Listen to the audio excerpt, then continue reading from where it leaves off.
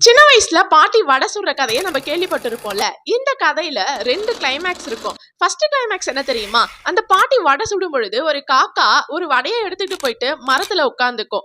இத பார்த்த ஒரு நரி அந்த வடைக்கு ஆசைப்படும். அப்ப அந்த நரி என்ன பண்ணும்? காக்கா காக்கா நீ ரொம்ப அழகா பாட்டு பாடுற, அதனால ஒரு பாட்டு பாடு அப்படின்னு கேட்கும்.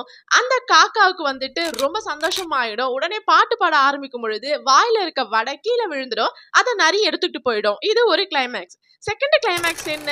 அந்த மாதிரி பாட்டு பாட சொல்லி நரி கேக்குறப்போ காக்கா புத்திசாலித்தனமா வடையை எடுத்து காலு கீழே வச்சுக்கிட்டு பாட்டு பாடும். நரி ஏமாந்து போயிடும். இந்த 2 கிளைமேக்ஸும் நம்ம வாழ்க்கையில எப்படியெல்லாம் வேலை செய்யுதுன்னு உங்களுக்கு தெரியுமா? சின்ன வயசுல கதைகள்லாம் வந்துட்டு வெறும் பொழுதுபோக்குக்கு மட்டும் சொல்லல. சரி, இதுல என்ன அந்த ஒரு கருத்து இருக்கு அப்படின்னு பாத்தீங்கன்னா, எப்பவுமே நம்மள ஒருத்தர் புகழ்றாங்க, நம்ம கிட்ட நல்லா பேசுறாங்க, பழகுறாங்க அப்படின்ற ஒரே ரீசனுக்காக அவங்க எது சொன்னாலும் எது கேட்டாலும் நம்ம செஞ்சுட்டு ஏமாந்து போயிடுறோம்.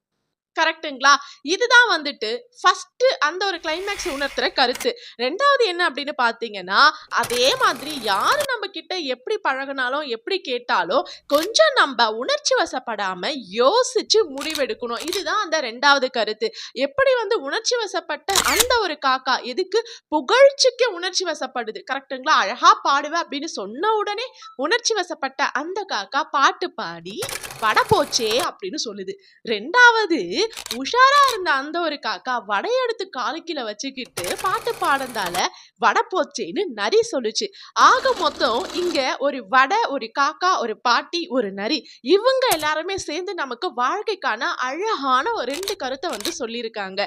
ஒண்ணு, நம்ம உணர்ச்சி வசப்பட்டு புகழுக்கு மயங்கி நல்லா பேசுறாங்கன்னு ஏமாந்து செஞ்சுட்டோம் அப்படின்னா அது நமக்கு நம்ம கிட்ட இருக்கக்கூடிய அந்த ஒரு ஒரு என்ன சொல்றது, சந்தோஷம், மகிழ்ச்சி இது எல்லாமே நம்ம கிட்ட இருந்து பறி போகிடும்.